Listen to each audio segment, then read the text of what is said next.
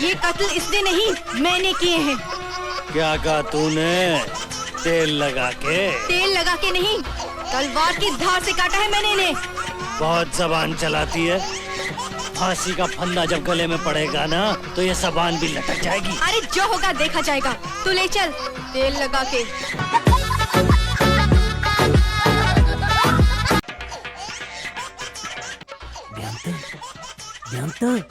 छोड़ दे डैडी, मैं सवेरे स्कूल भी जाना।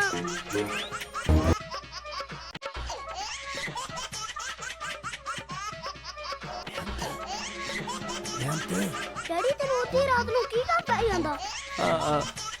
ਉਹ ਮੇਰੇ ਉਹੀ ਹਾਜੀ ਹੁੰਦੀ ਸੀ। ਅੱਜ ਤਾਂ ਮੈਂ ਤੇਰੀ ਇੱਕ ਨੇ ਪੱਕੀ ਉਹ ਮਟਾ ਦੇਣੀ ਆ ਡੈਡੀ। साली गंदी औलाद, ना मजा ना स्वाद।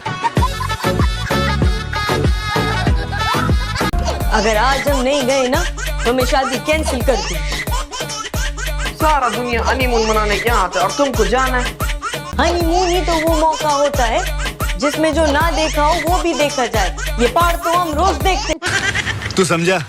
हनीमून रोज रोज नहीं आता। हम तुम्हारे साथ है, हनीमून तो रोज रोज होगा ना।